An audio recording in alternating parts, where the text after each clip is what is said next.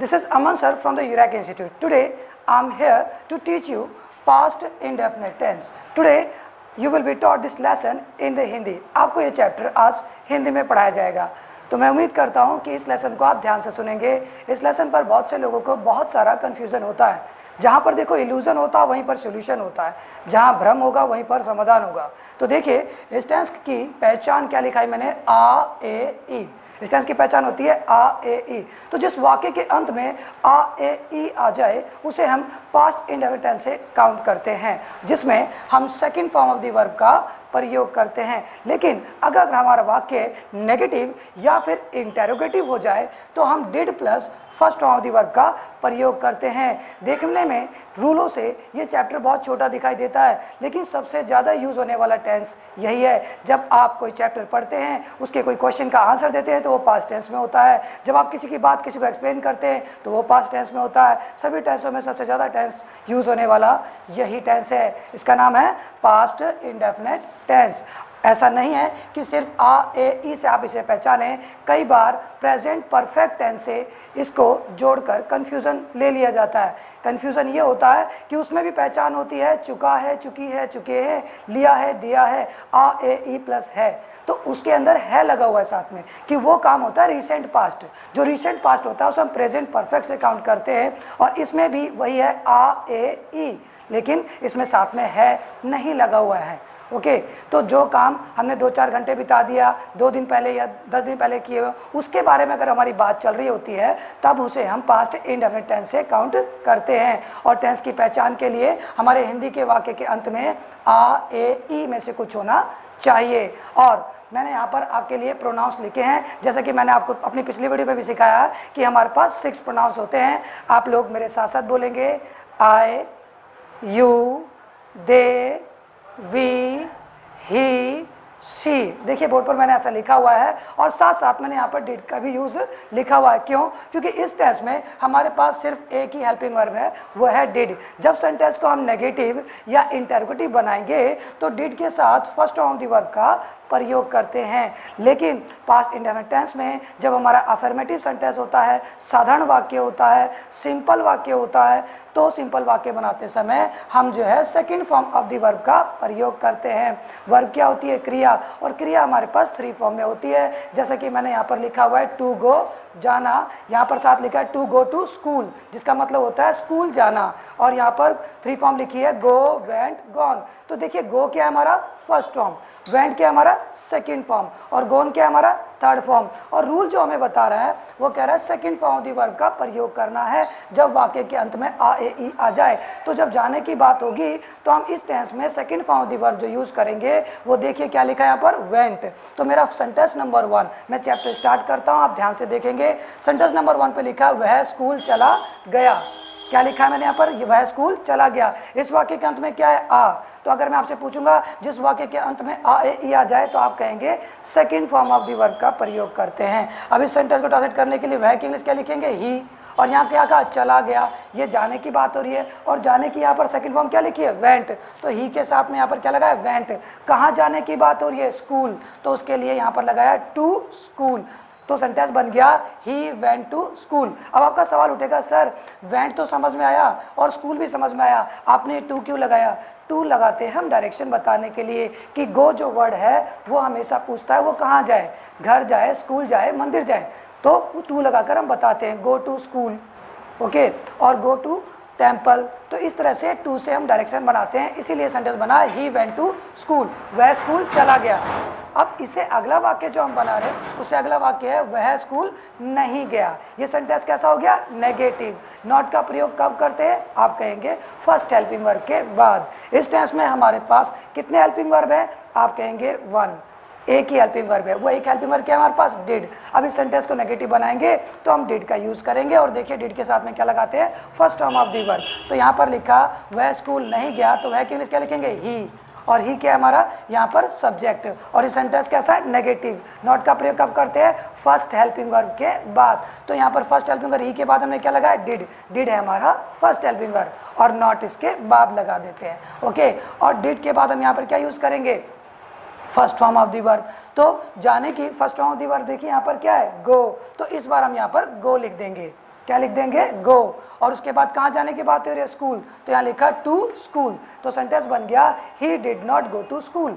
आपने नोटिस की एक बात, मैंने फर्स्ट सेंटेंस में लिखा था ही वेंट टू स्कूल, तो यहाँ देखिए second form of the verb का प्रयोग किया था, लेकिन जब हम नेगेटिव पर आए तो डिड का यूज किया, इसीलिए यहाँ पर first form of the verb का प्रयोग किया, तो सेंटेंस बन गया he did not go to school, वह स्कूल नहीं गया या वो स्कूल नहीं गया। सेंटेंस नंबर 3 ये हमारा इंटेरोगेटिव हो जाता है। सेंटेंस नंबर 3 क्या लिखा मैंने, क्या वह स्कूल नहीं गया, ये सेंटेंस कैसा है, इंटेरोगेटिव। ऐसे हाथ से इंटरोगेशन का मार्क बनाएंगे और यहाँ इंटरोगेशन का मार्क लगाएंगे। अब हमारा ये क्वेश्चन किससे बना, क्या से। आप लोग हाथ उठाइए, बोलिए क्या से, किसे बना, क्या से। तो जिस शब्द से क्वेश्चन बनता है उस शब्द को छुपा लेते हैं और जो बाकी बच जाए उसकी इंग्लिश बना लेते हैं। तो देखिए यहाँ बोर्ड पर क्या लिखा है, वह स्कूल नहीं गया। सेंटेंस नंबर 3 और सेंटेंस नंबर 2 वह स्कूल नहीं गया दोनों सेम हो गए, तो इंग्लिश वाइज भी सेम होंगे। इसीलिए नंबर 2 पर से नंबर 3 का सेंटेंस हम नंबर 2 पर से नंबर 3 पर सेंटेंस को कॉपी करके लिख देंगे। नंबर 2 पर देखिए क्या लिखा है, he did not go to school, तो एज इट इज वहां से हमने नीचे कॉपी कर लिया, he did not go to school, हमने ऐसे कॉपी किया। अब हमने यहाँ से हाथ हटाया तो क्या देखा, क्या। तो जब भी कभी हमारा क्वेश्चन क्या से बनता है तो हम क्या करते हैं, तो आप कहेंगे फर्स्ट हेल्पिंग वर्ब को उठाकर बाहर ले आते हैं। और इस सेंटेंस में फर्स्ट हेल्पिंग वर्ब हमारे पास क्या है, डिड। इस सेंटेंस में क्या है, डिड। इस डिड को उठाएंगे और उठा के बाहर ले आएंगे। तो अब हमारा सेंटेंस क्या बन गया, did he not go to school. क्या बना, did he not go to school, क्या वह स्कूल नहीं गया। जब सेंटेंस क्या से बोला जाता है तो उस सेंटेंस में आने वाले फर्स्ट हेल्पिंग वर्ब को बाहर ले आते हैं, जिसका मतलब क्या हो जाता है। तो इसलिए ये सेंटेंस ऐसा बना, did he not go to school, क्या वो स्कूल नहीं गया। अब सेंटेंस नंबर 4 देखेंगे, वह स्कूल क्यों नहीं गया। अब ये भी सेंटेंस कैसा है, इंटेरोगेटिव, तो यहाँ पर भी इंटरोगेशन का मार्क लगा देंगे। अब जो ये क्वेश्चन बन रहा है हमारा इंटरोगेटिव, तो हमने इंटरोगेशन का मार्क लगा दिया। अब क्वेश्चन किससे बन रहा है हमारा, क्यों से। किससे बन रहा है, क्यों से। तो जिस शब्द से क्वेश्चन बनता है उस शब्द को छुपा लेते हैं और जो बाकी बच जाए उसकी इंग्लिश बना लेते हैं। तो देखिए क्या बचा यहाँ पर, वह स्कूल नहीं गया। ओके, सेंटेंस नंबर 4 और सेंटेंस नंबर 2 वह स्कूल नहीं गया एक बार फिर से सेम हो गए, तो इंग्लिश भी फिर से सेम हो जाएगी। नंबर 2 पर इंग्लिश क्या लिखी है, he did not go to school. As it is ऊपर से नीचे हम एक बार फिर से कॉपी कर लेंगे। तो देखिए यहाँ पर कॉपी किया, he did not go to school, देखिए ऐसा लिखा है यहाँ पर, मैंने उठाकर यहाँ पर लिख दिया। अब इसके बाद यहाँ से हाथ हटाया तो क्या देखा, क्यों। क्या देखा, क्यों। तो जब भी कभी क्वेश्चन बनता है तो हम क्या करते हैं, तो आप कहेंगे फर्स्ट हेल्पिंग वर्ब को उठा के बाहर ले आते हैं। इस सेंटेंस में फर्स्ट हेल्पिंग वर्ब क्या है, डिड। इस डिड को उठाया और उठा के बाहर ले आए, तो हमारा सेंटेंस यहाँ बना, did he not go to school. अब मेरा अगला सवाल, और उससे भी पहले क्या करते हैं, तो आप कहोगे उस शब्द की अंग्रेजी लिखते हैं जिससे क्वेश्चन बनता है। तो हमारा क्वेश्चन किससे बन रहा है, क्यों से। क्यों को इंग्लिश में क्या बोलेंगे, वाई। क्या बोलेंगे, वाई। तो हम वाई को इस डिड से भी पहले लिख देंगे। तो अब हमारा राइट जो सेंटेंस बना वो ये है, why did he not go to school, और यहाँ मैंने टिक मार्क भी लगाया। और ये सेंटेंस भी कैसा हो गया, इंटेरोगेटिव, पर्सनवाचक हो गया, या इंटेरोगेशन का मार्क लगा दिया। और इंटेरोगेटिव सेंटेंस के अंदर WH वर्ड और फर्स्ट हेल्पिंग वर्ब अगर दोनों साथ हैं तो सेंटेंस सही है, नहीं तो गलत है। यहाँ पर मैंने इस WH वर्ड को यूज़ किया है, जबकि यहाँ पर क्या बोला था तो मैंने इसका यूज़ नहीं किया था। इसका रीज़न आप जानते हैं क्यों, क्योंकि जब सेंटेंस में शुरू में क्या शब्द आता है तो उसकी अंग्रेजी नहीं लगाते, उस सेंटेंस में आने वाले फर्स्ट हेल्पिंग वर्ब उठा के बाहर ले आते हैं। लेकिन यही पर्सनवाचक शब्द, यही WH वर्ड अगर वाक्य के बीच में आ जाए तो उसकी अंग्रेजी हमें लगानी होती है। हम फर्स्ट हेल्पिंग वर्ब को उठा के बाहर लाते हैं पहले, और फिर उसके बाद उससे भी पहले उस शब्द की अंग्रेजी लिखते हैं जो भी हमारे क्वेश्चन में होता है। यहाँ पर क्यों लिखा है तो मैंने वाई लिख दिया, अगर यहाँ पर कब होता तो मैं यहाँ व्हेन लिखता, अगर यहाँ कैसे होता तो मैं हाउ लिखता। क्या आपको समझ आया। तो सेंटेंस क्या बना, why did he not go to school, वह स्कूल क्यों नहीं गया। तो ये थे 4 पैटर्न। इस 4 पैटर्न के थ्रू मैं आपको कुछ सेंटेंसेस होमवर्क में देने जा रहा हूँ, तो उन वाक्यों को आप जो है आसानी से बना पाएंगे। उसके लिए जो है इस 4 पैटर्न को समझना बहुत जरूरी है। पहला सेंटेंस था वह स्कूल गया, मतलब पॉजिटिव सेंटेंस। दूसरा सेंटेंस है वह स्कूल नहीं गया, मतलब नेगेटिव सेंटेंस। तीसरा सेंटेंस है क्या वह स्कूल नहीं गया, ये पैटर्न है, क्या वह स्कूल नहीं गया, तो इसमें क्या और नहीं लगाना है।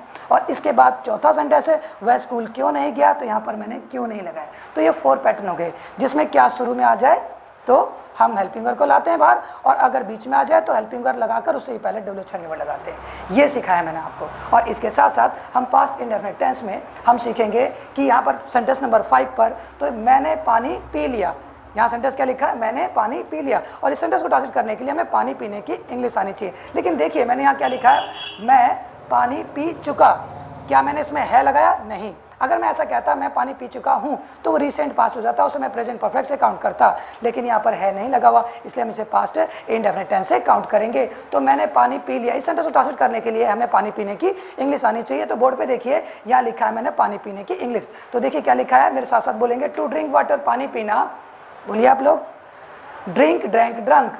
एक बार फिर से, टू ड्रिंक वाटर, पानी पीना, ड्रिंक, ड्रैंक, ड्रंक। तो इस तरह से आप याद कर लेंगे। ड्रिंक होती है फर्स्ट फॉर्म, ड्रैंक होती है सेकंड फॉर्म, और थर्ड होती है ड्रंक, वो होती है हमारी थर्ड फॉर्म। लेकिन अब ये वाक्य कैसे हमारा, मैंने पानी पी लिया, ये साधारण वाक्य है, पॉजिटिव है, सिंपल है। और सिंपल जब वाक्य हम बनाते हैं तो पास्ट इंडेफिनिट टेंस में second form of the verb का प्रयोग करते हैं। तो मैंने पानी पी लिया कि इंग्लिश बनाने के लिए हमें second form of the verb लगानी होगी, और पानी पीने की second form of the verb क्या है, ड्रैंक।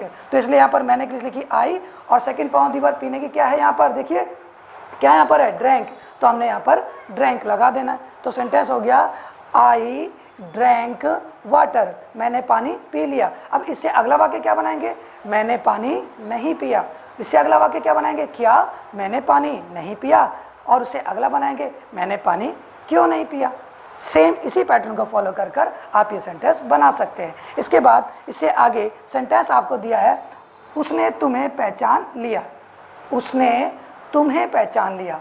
अगर आप किसी को फ़ोन करते हो और बार बार परेशान करते हो और वो तुम्हें पहचान जाए, तो तुम्हारा फ्रेंड तुमसे कहेगा उसने तुम्हें पहचान लिया। इस सेंटेंस को ट्रांसलेट करने के लिए हमें पहचानने की इंग्लिश आनी चाहिए। बोर्ड पर मैंने लिखा हुआ है, देखिए, टू रिकॉग्नाइज, पहचानना, रिकॉग्नाइज, रिकॉग्नाइज, रिकॉग्नाइज्ड। इस तरह से आप जो है इसकी पहचान कर लेंगे। और इसमें recognise first form, recognised second form है, और हमारा ये सिंपल सेंटेंस है, इसलिए हम सेकंड फॉर्म दी वर्ब का प्रयोग करते हैं। जब पास्ट इंडेफिनिट में सिंपल सेंटेंस बनाते हैं तो सेकंड फॉर्म लगता है, जब उसके बाद नेगेटिव, इंटररोगेटिव कुछ भी बनाएंगे तो फर्स्ट फॉर्म दी वर्ब का प्रयोग करते हैं। इसीलिए यहाँ पर ये सेंटेंस लिखा है, उसने तुम्हें पहचान लिया, सी रिकॉग्नाइज्ड यू। जो ये रिकॉग्नाइज्ड है हमारा यहाँ पर सेकंड फॉर्म दी वर्ब है, वर्ब की सेकंड फॉर्म। तो सेंटेंस बना, सी रिकॉग्नाइज्ड यू, उसने तुम्हें पहचान लिया। अब इससे अगला बनाएंगे हम यहाँ पर, उसने तुम्हें नहीं पहचाना, उसने तुम्हें नहीं पहचाना। और इससे अगला बनाएंगे, क्या उसने तुम्हें नहीं पहचाना।